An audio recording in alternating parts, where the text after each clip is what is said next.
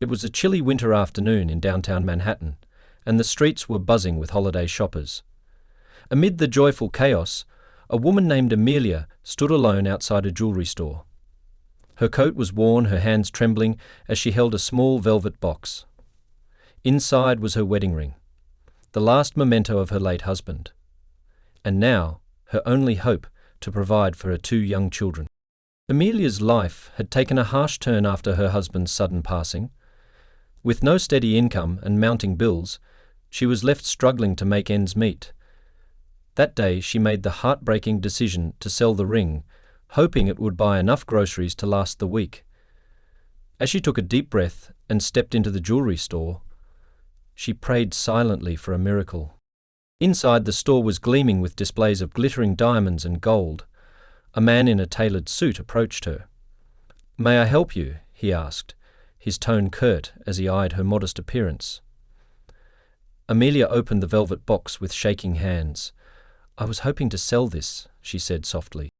The man examined the ring, his expression indifferent. "We don't buy second-hand jewelry here," he said coldly. "Try a pawn shop." Amelia's heart sank. She left the store in tears, clutching the ring tightly. Outside, a crowd of well-dressed holiday shoppers passed her by, oblivious to her distress. Amelia sat on a bench, burying her face in her hands, overwhelmed by despair.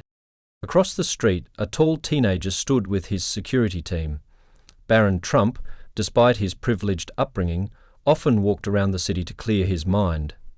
As he scanned the bustling street, his eyes fell on Amelia. Something about her trembling figure and tear-streaked face caught his attention. Barron crossed the street, ignoring his security team's protests. "Ma'am, are you okay?" he asked gently, his tone filled with genuine concern. Startled, Amelia looked up at him.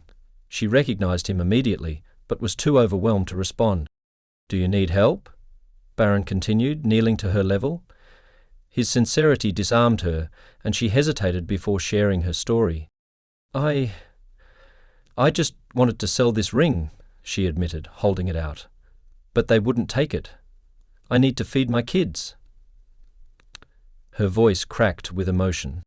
Barron listened intently, his expression growing more serious. "Wait here," he said, standing abruptly. Before Amelia could respond, he disappeared into the crowd. Amelia sat there, confused and unsure of what to think. But within minutes, Barron returned, carrying 2 large shopping bags filled with groceries. "This should help for now," he said, handing them to her. Amelia's eyes widened in disbelief. I can't accept this," she stammered. "You don't have to sell your ring," Barron insisted. "It's yours for a reason. Keep it. For your husband's memory." Tears streamed down Amelia's face as she nodded. Thank you. Thank you so much." But Barron wasn't done. He turned to his security team and made a phone call. "I need someone to help this woman. Her kids need more than just groceries," he said firmly. Amelia couldn't believe what had just happened. The groceries Barron had given her would keep her family fed for weeks. But more than the food, it was the kindness of this young stranger that left her speechless. As Barron finished his call, he turned back to Amelia. "What's your name?" he asked softly. "Amelia," she replied, still clutching the grocery bags. "Amelia, do you have somewhere safe to stay with your children?" he asked. "We're staying in a small motel nearby," she admitted. "It's all I can afford for now." Barron's expression grew thoughtful. "That won't do," he said firmly. "Just wait here a moment." He stepped aside and began another phone call, pacing as he spoke. Amelia watched him, unsure of what to think. She had never expected this kind of attention, least of all from someone as high profile as Barron Trump. When he returned, his face was calm but determined. "Someone will come to pick you up in a little while," he explained. "Pick me up?" she asked, bewildered. "Yes," Barron said. "I called a friend who manages a community centre. They'll help you find a better place to stay and connect you with resources to get back on your feet." Amelia's voice trembled. You don't even know me. Why would you do all this?" Barron gave her a small smile. "Because everyone deserves a second chance. And because it's what my parents taught me, to help where you can." True to his word, a sleek black SUV arrived within minutes. A woman with a warm smile stepped out. "Hi, Amelia. My name's Sarah. Barron called me. Let's get you and your children someplace safe, okay?" Amelia looked at Barron one last time, overwhelmed with gratitude. "I don't know how to thank you," she said, her voice breaking.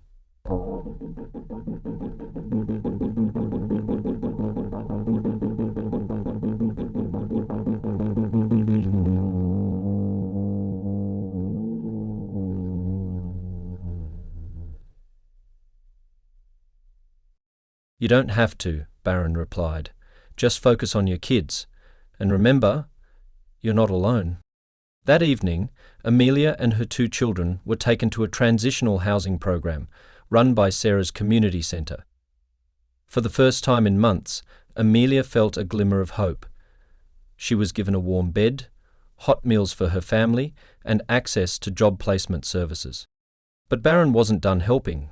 Behind the scenes, he stayed in touch with Sarah, making sure Amelia and her children were receiving the support they needed. When he learnt that Amelia had once been a talented baker, he reached out to a friend who owned a bakery downtown. The bakery owner, intrigued by the story, agreed to give Amelia a trial run. Within weeks, she was hired full-time. The job not only provided her with steady income, but also gave her a sense of purpose she hadn't felt in years. Meanwhile, news of Barron's actions began to spread. A passerby had filmed the initial encounter on the street, and the video quickly went viral. People around the world were moved by his compassion and willingness to help a complete stranger. "Kindness is contagious," one person commented. Another said, "Kindness makes the Herculeans." "This is what humanity should look like," another wrote. But Barron, ever modest, brushed off the attention. "It's not about me," he said in an interview when asked about the incident. "It's about recognizing the humanity in each other and doing what you can to make someone's life a little better." Months passed, and Amelia's life had transformed in ways she never thought possible. The bakery job not only allowed her to support her children, but also became a place of healing and growth. Her creativity flourished as she introduced new recipes, and customers began coming to the bakery specifically for her creations. One day, while rolling out dough in the bakery's kitchen, Amelia received an unexpected visitor. The doorbell jingled, and there stood Barron Trump, holding a small box. Dressed in a simple shirt and jeans, he looked nothing like the high-profile public figure Amelia had first encountered. "Barron," Amelia exclaimed, rushing to greet him. "I don't know how to thank you for everything you've done." "You already have," he said with a smile, handing her the box. She took the rope. Amelia opened it to find a delicate charm bracelet inside, each charm representing a milestone she had overcome: an oven symbolizing her new job, a house representing her newfound stability, and a heart to symbolize the love she had for her children. "It's just a small reminder of how far you've come," Barron said, "and how much further you can go." Tears welled in Amelia's eyes as she hugged him. "You've given me and my kids a second chance at life," she said. "I'll never forget your kindness." But the surprises didn't end there. A week later, Amelia's bakery was swarmed with reporters. At first she panicked, thinking something bad had happened. Then she noticed the cameras were pointed at her display counter, where a handwritten note was taped to a plate of her famous cinnamon rolls. The note read, "Best cinnamon rolls in town, Barron Trump."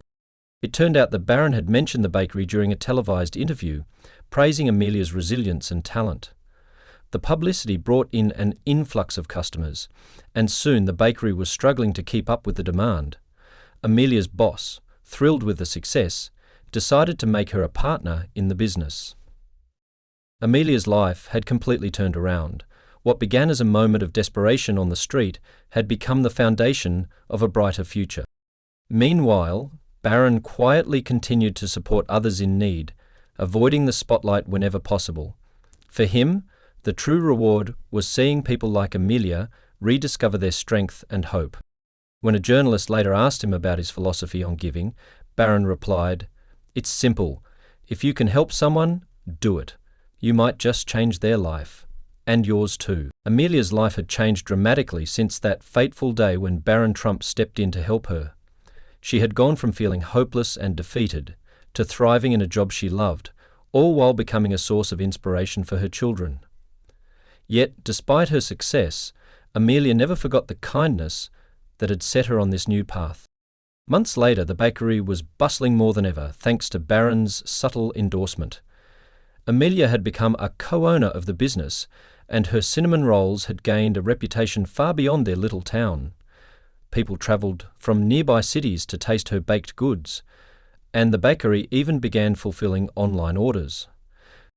But one crisp winter morning, Amelia received a letter in the mail that left her speechless. It was an invitation to attend a charity gala in New York City, an event hosted by none other than Barron Trump. The invitation read, "Your resilience and story have inspired me and countless others. I would be honoured if you and your children would join us for an evening dedicated to helping families in need." Amelia's hands trembled as she read the words. She had no idea that her story had reached so many people. Her children were overjoyed at the thought of meeting Barron again, and they immediately began preparing for the trip. The night of the gala was nothing short of magical. The venue was a grand hall, decorated with twinkling lights and elegant floral arrangements. Amelia and her children, dressed in their finest clothes, walked into the room, feeling both nervous and excited. Barron spotted them as they entered and made his way over. "Amelia," he greeted warmly, "you look incredible, and these must be your wonderful children." Amelia smiled, introducing each of her kids. They shyly thanked Barron for everything he had done for their family. "You've changed our lives," Amelia said, her voice filled with gratitude. Barron shook his head. "You changed your own life," he said. "I just gave you a nudge in the right direction." As the night went on, Amelia learned more about the purpose of the gala. Barron had created a foundation dedicated to supporting single parents and struggling families. The event aimed to raise money to provide resources like housing, education and job training for those in need. During the program, Amelia was surprised to hear her name announced. She was invited to the stage to share her story. Nervously, she approached the microphone, the audience's eyes on her. Taking a deep breath, she began to speak. "I never imagined I'd be standing here tonight," she said. "A year ago, I was in the darkest place of my life. I didn't know how I would feed my kids or keep a roof over their heads. I was ready to sell my wedding ring, the last memory of my late husband, because I had no other choice." Her voice broke slightly, but she continued. "But one act of kindness changed everything. Barron Trump didn't just help me that day, he reminded me that hope still exists. Because of him, I found the strength to rebuild my life, and now I want to pay it forward." The audience erupted into applause, many wiping away tears. Barron joined Amelia on stage, placing a reassuring hand on her shoulder. "Your strength is what inspires us all," he said.